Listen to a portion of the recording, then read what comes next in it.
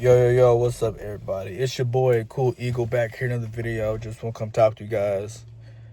Because I honestly just don't know why I even got up this afternoon, bro. I don't know why I had my anticipatory, skills up for this game, bro. I don't even know why I even bothered, bro, to spend $40 at fucking Dave & Buster's, bro. I don't know why, bro. I washed my Eagles jersey, like my favorite Jalen Hurts jersey, bro. I don't know why, bro. I put myself through these things, bro. Like, I watch Eagles content creators. I watched ESPN pregame. I watched the Prize Picks parlay Eagles favorites at 5.5 underdogs. Favorites at home. I don't know why I put myself through these things, bro. Like, the physical aspect of it, just getting up for the shit, bro. Getting up and thinking that we was going to, have an easy, solid, a game that you should have won, bro. A game that you should have won. Defense riddled with injuries. No superstars at the wide receiver position. Trent Williams coming off a hamstring injury. Didn't play half the season. Brock Purdy coming off an injury, bro. And then they come to Philly. You got the Super Bowl caliber defense. You got the most expensive roster on the offensive side of the football. You have a Super Bowl MVP, man. And I don't know why I got fooled, bro. I don't know why I fooled myself, bruh. You lost this game, bruh. I can't even blame the players outside of A.J. Brown, bro. Doing all that hoe-ass complaining. But you, when we really needed you, when the money's on the line, when the season is on the line, your coach could possibly get fired, and you dropped the fucking ball.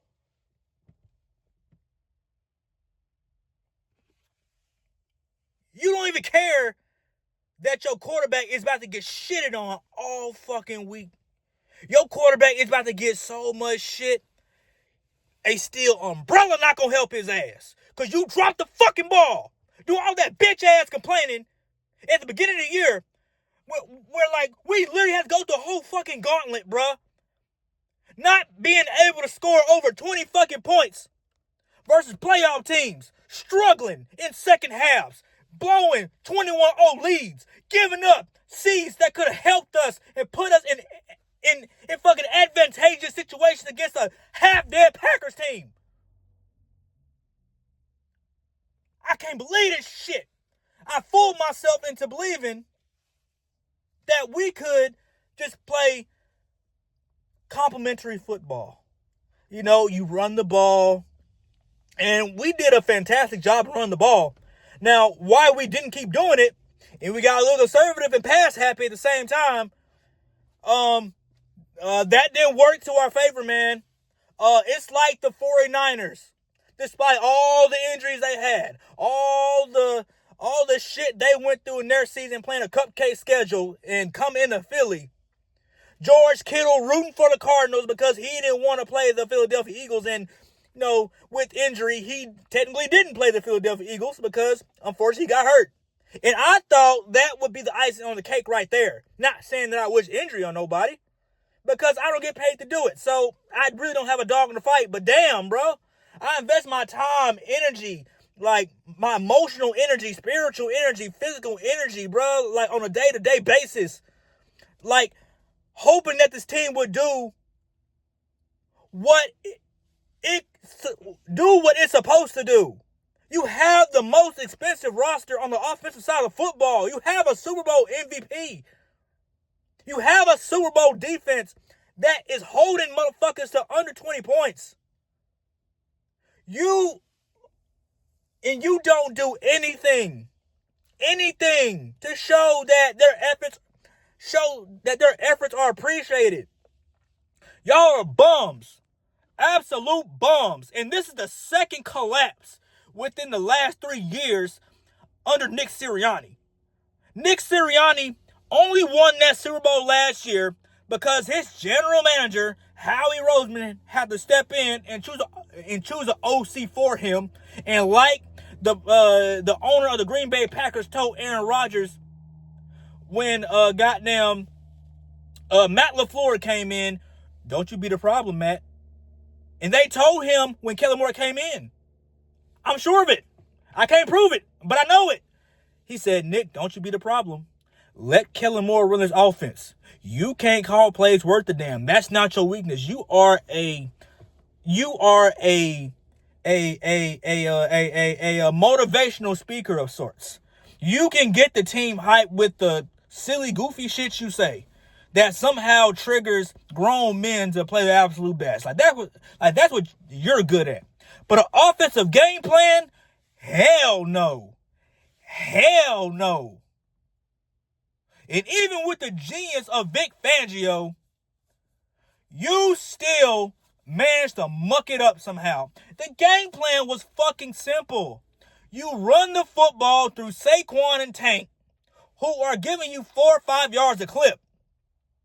Saquon Barkley finished the game with 127 all-purpose yards. Tank probably could have had 100 yards. Got the shit, man. Like, if you would have put Will Shipley in there, man, he could have, contributed something. But you put Jalen Hurts in a disadvantageous situation where he had to drop back and throw to wide receivers whose route running tree is so bad. A Saleh with a shoestring defense can predict what the offense is going to do. If A.J. Brown lines up on the left side, you know he's going deep. He's either going to run a slant or he's going to run a bump and go. If you got Saquon Barkley in the backfield, they know he's going to run. If you got Jalen Hurts in a shotgun with Saquon Barkley to his left, on his left hip, you know it's gonna be a pass, a short pass, like probably some bitch ass hook route to Devontae Smith that's not gonna go nowhere because Devontae Smith ain't got no rocks in his back pocket. He ain't shaking nobody. So I just don't understand, bro. Like, it all could be so simple. It was supposed to be simple. You run the ball. You were doing good at running the ball. You were getting good production running the ball. They couldn't stop you. I didn't see no halfback counters. I didn't see enough pitches. I didn't see enough screens out of the backfield. I didn't see enough Texas routes out the backfield. You could have did anything else but put that dumbass route tree that you had out there. And mind you, there are a lot of things I could blame on the players. Like Jake Elliott missing that extra point, that came back to bite us in the ass. And then you have A.J. Brown getting into it on the sideline with his head coach, who's probably going to be gone, bro. Nick Sirianni but again, that's a whole different topic that we're going to talk about. You know what I'm saying? A.J. Brown is arguing with his head coach with a game that's going to decide your season. Still active, still warm. Still fresh off the skillet, man. You got a game to play and you argue with your head coach. Why don't you look at the fucking playbook? Why don't you go tell Jalen, hey, bruh, if Kevin called this bullshit, audible out of it, and we're gonna run something else. Why weren't you in your quarterback's ear and telling him these things, bro? Bro, as far as I'm concerned, this is Devontae Smith and Dallas Goedert's team. Because everybody else is whatever. I ain't mad at the running back. I'm not mad at Saquon. I ain't mad at Will. I ain't mad at Tank. I'm not mad at Goddard. I'm not mad at Smith. Hell, I'm really not even all that mad at AJ, but he could have caught them balls, though. Those balls that he could have caught would have made a hell of a difference. They would have made a hell of a difference. Jake Elliott is probably going to be gone after this season. I would not be surprised. We need to go into the draft and get a kicker. There's no way around that. There's no arguing that. Jake the Make has given us some good years, but this train has run its course. This train has run its course. It's over. It is over for Jake Elliott. It is, and I wouldn't be surprised if AJ Brown is gone, because Kevin Patullo's definitely gone, and Nick Sirianni for the interest of, for the best interest of the players and the organization, the city, the fans worldwide, would be doing us a good service by just following right along with him. Take your shit and don't let the dough hit your ass on the way out. Because this is just ridiculous, man. You got all this talent and you put up that kind of performance in front of millions. This was the worst playoff game all weekend. The Texans and the Steelers are going to put up way better numbers, and that's going to be a way more exciting game. And that Texas offense is arguably just as inept as the Eagles offense. The only thing that's kept the Texans alive is that defense. And we're going to see the Texans and the Steelers Monday night.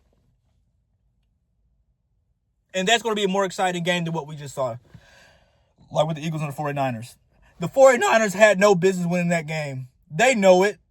Like, this is their Super Bowl. Like, they're going to go into next game with this same roster and probably get the shit smacked out of them.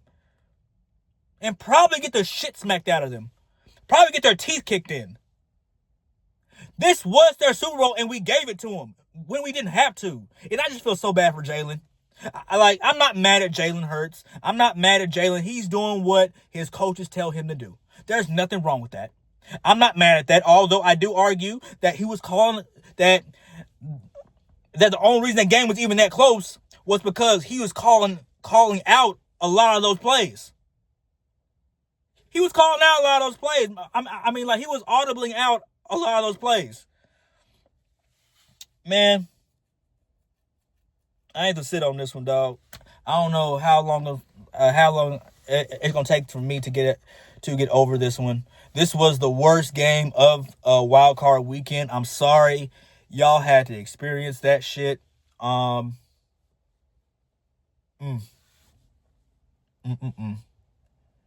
Man, people could have been doing anything else, but they were subjected to watching that shit on the field. I hate you, Kevin Patullo. I hate you. Like, this is the worst offense I've ever seen, like, from the Philadelphia Eagles. And I've seen some dark times with the Philadelphia Eagles, and this is the worst offensive game plan I've ever seen in my life. The worst offensive game plan I've ever seen in my life. Like, you got all this talent, and you can't scheme them to get open, and you got to call a play that says throw the ball to Dallas Goedert in triple coverage. When you got Jalen Hurts, who literally had almost 100 yards running in the Super Bowl, who led his team in rushing in the Super Bowl, and you don't decide to use his legs a little more and force the run a little bit more against fourth-string linebackers that were just signed off the street, that are probably going to get cut at the end of the season, probably only making $100 an hour, which ain't bad money. Happy to them, but shout out to them. But dog, like, you had no business losing this game, and bro, we're gonna get shit on all weekend. I don't even want to go to work on Tuesday, bro. I don't even want to go into work, bro, because they about to get on my ass, bro. I'm surprised my family ain't calling me right now. All them Cowboys fans, so, like, they really can't talk, but anything to shit on the Eagles, shit, that's a good day for them. Shit, it was a good day for Cowboys fans, and they didn't have to do nothing. They didn't have to do nothing.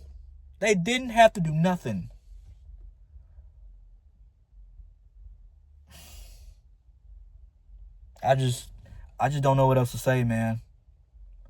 I don't know what else to say, because you go out there and put up this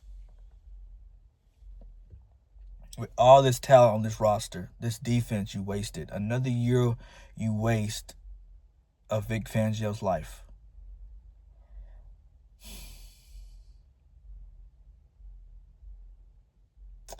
Now we gotta watch other teams who we know we're better than with a competent OC, with a half as competent OC.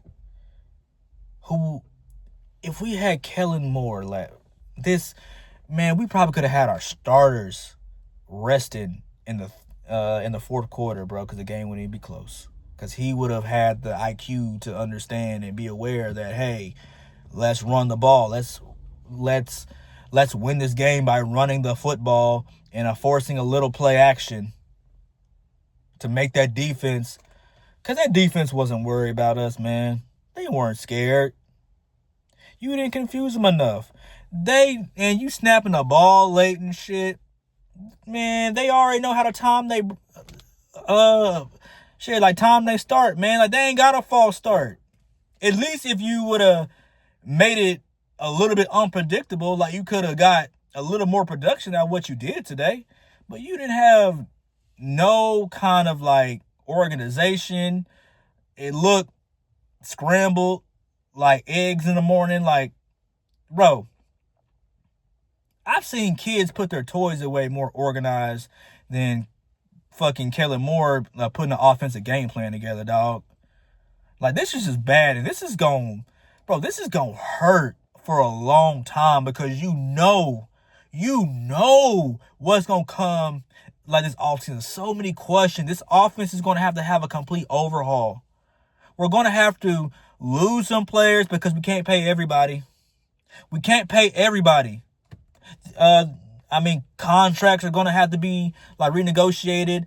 Lane Johnson is probably going to be gone. Like, we're probably going to have to move on from Lane Johnson, bro, because, his physical train has run his course. He keep getting all these injuries, having surgeries, these mental health lapses, and all this other shit, man. Like, Cam Jurgens is a turnstile. Lane Dickerson, like, I don't know, man. Like, you have all these problems, bro.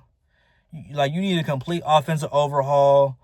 You need a spiritual renewal on this team. You need to cleanse this team of Kevin Patullo, dog. He cannot stay, bro.